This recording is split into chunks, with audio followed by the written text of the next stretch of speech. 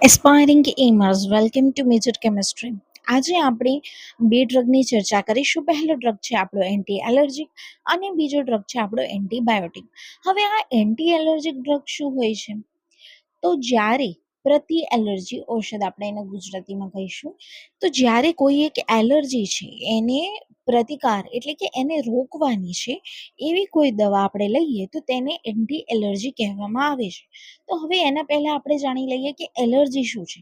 તો કોમન ટર્મ્સમાં આપણાને કંઈ ખાવાથી અથવા કઈ વસ્તુને અડવાથી આપણી બોડીની અંદર કોઈ સેન્સેશનની ફિલિંગ આવે છે કે નોર્મલ જે વર્ક કરતું હોય એની જગ્યાએ ઇચિંગ જોવા મળે, ક્યાંક રેડનેસ થઈ જાય, કઈ વસ્તુ એવી ખાઈ લીધી કે જેનાથી તમને બોડી આપણું જે અપસેટ થઈ ગયું છે, ડાયજેશન જે પ્રોસેસ છે એ, તો આવી બધી વસ્તુને પણ એલર્જીમાં કન્સિડર કરવામાં આવે છે. આ તો થઈ ગઈ કોમન ટર્મ્સની વાત. હવે આપણા કેમિકલ ટર્મ્સમાં એને શું કહેવાય? તો હિસ્ટમાઇન નામનો વિશ્વચમકીય એમાઇન શરીરમાં પ્રોટીન સાથે જોડાયેલો હોય છે. ઓકે, એમાં શું થાય છે, જ્યારે તે મુક્ત દશામાં છૂટું પડે છે ત્યારે એક પ્રકારનો વિકાર પેદા થાય છે જેને એલર્જી કહે છે. આ જે હિસ્ટમાઇન છે એ શરીરમાં પ્રોટીન સાથે જોડાયેલો હતો, પણ એ એઝ અ ફ્રી રેડિકલ એ આપણા શરીરમાં જ્યારે ફરી રહ્યો છે ત્યારે જે વિકાર પેદા થાય તેને આપણે એલર્જી કહીએ છીએ. અને આ એલર્જીને મટાડવા માટે વપરાતા જે ઔષધો છે તેને પ્રતિ એલર્જી ઔષધ કહેવામાં આવે છે, એટલે કે એન્ટી એલર્જી કહેવામાં આવે છે. અહીંયા આપણે સ્ટ્રક્ચર બતાવ્યું છે હિસ્ટામાઇનનું. ઓકે, સ્ટ્રક્ચર જોઈને તમારે દોરવાનું રહેશે. ચાલો હવે આપણે પ્રતિજીવીઓ એટલે એન્ટીબાયોટિક ડ્રગની ચર્ચા કરી લઈએ. હવે આ એન્ટીબાયોટિક ડ્રગ શું હોય છે? તો એન્ટીબાયોટિક ડ્રગ એટલે કે પ્રતિજીવી એવો રાસાયણિક પદાર્થ છે કે જે જીવંત જીવો એટલે કે લિવિંગ ઓર્ગેનિઝમ્સ દ્વારા બનેલો હોય છે અને ખૂબ ઓછી માત્રામાં જીવાણુઓની જીવન ક્રિયાને અવરોધી શકે છે.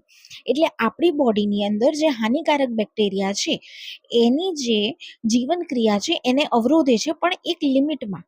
એ ટોટલી એને અવરોધી શકતા નથી. કોણ? Antibiotic drugs. આ દવાઓ સૂક્ષ્મ જીવો એટલે કે માઇક્રો ઓર્ગેનિઝમ્સ દ્વારા ઉત્પન્ન થાય છે અને તે ખૂબ ઓછા પ્રમાણમાં અન્ય હાનિકારક બેક્ટેરિયાનો વિકાસ અટકાવવાની અથવા સંપૂર્ણ નાશ કરવાની ક્ષમતા ધરાવે છે. આ જે આપણે ડ્રગ્સ છે એન્ટીબાયોટિક ડ્રગ્સ, એને જ્યારે બોડીની અંદર ઇન્ટ્રોડ્યુસ કરીએ તો એ જે હાનિકારક બેક્ટેરિયા છે એનો વિકાસ અટકાવે છે અથવા તો તેનો સંપૂર્ણ નાશ કરવાની ક્ષમતા ધરાવે છે, પણ એક જ પ્રમાણમાં, એક લિમિટેડ પ્રમાણમાં, જે બહુ ઓછું છે.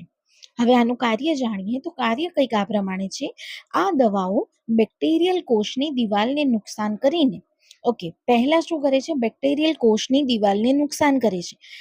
જે બેક્ટેરિયા આપણી બોડીની અંદર છે જે મલ્ટીપ્લાય થઈ રહ્યા છે એની જે સેલ વોલ છે એને નુકસાન કરશે, જેનાથી સેલ રપ્ચર એટલે કે સેલના જે કોષ છે એ ફાટી જશે.